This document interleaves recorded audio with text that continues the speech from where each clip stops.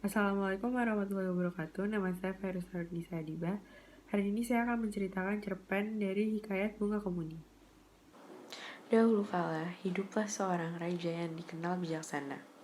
Ia mempunyai 10 putri yang berparas cantik bernama Putri Jambon, Putri Jingga, Putri Nila, Putri Hijau, Putri Kelabu, Putri Oranye, Putri Merah Merona, dan Putri Kuning.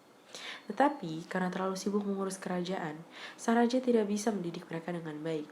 Putri-putri raja tumbuh menjadi manja dan nakal. Hanya Putri Kuninglah yang berhasil dididik dengan baik. Ia tumbuh menjadi anak yang periang dan ramah. Kakak-kakak Putri Kuning tidak mau belajar dan membantu sang raja. Setiap hari mereka hanya bermain di dekat danau atau bertengkar. Suatu hari, sang raja hendak pergi jauh. Ia mengumpulkan putri-putrinya dan bertanya apa yang mereka inginkan untuk oleh-oleh. Kakak-kakak Putri Kuning meminta dibawakan barang yang mahal dan mewah. Hanya Putri Kuning saja yang meminta ayahnya agar pulang dengan selamat. Selama sang raja pergi, putri-putri raja menjadi semakin nakal. Mereka merasa bahagia karena tidak ada lagi yang bisa melarang mereka selain sang raja. Mereka menggunakan kesempatan ini untuk membentak dan menyuruh para pelayan dengan semena-mena. Akibatnya, para pelayan menjadi sibuk dan tidak sempat membersihkan taman kesayangan sang raja. Mengetahui hal itu, Putri Kuning mulai membersihkan taman kesayangan ayahnya. Kakak-kakak Putri Kuning yang melihatnya malah mencemooh, mengatakan bahwa mereka mempunyai pelayan baru.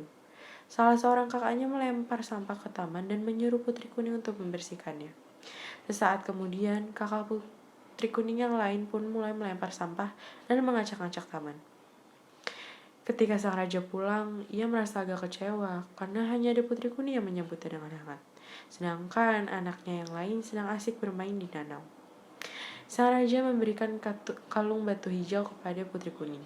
Putri Hijau merasa iri terhadap Putri Kuning karena dia mendapatkan kalung batu hijau. Ia pun menghasut saudari-saudarinya yang lain untuk merebut kalung itu dari Putri Kuning.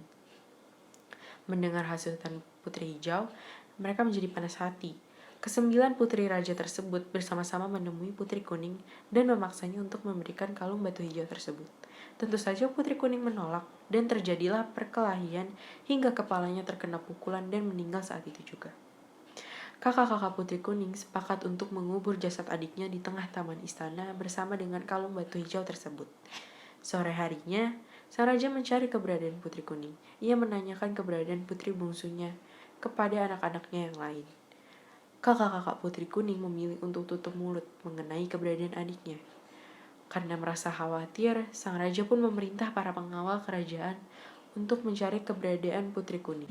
Namun, setelah berminggu-minggu melakukan pencarian, para pengawal tetap tidak menemukan keberadaan Putri Kuning. Sang raja merasa sangat menyesal karena tidak berhasil menjaga dan mendidik putri-putrinya dengan baik.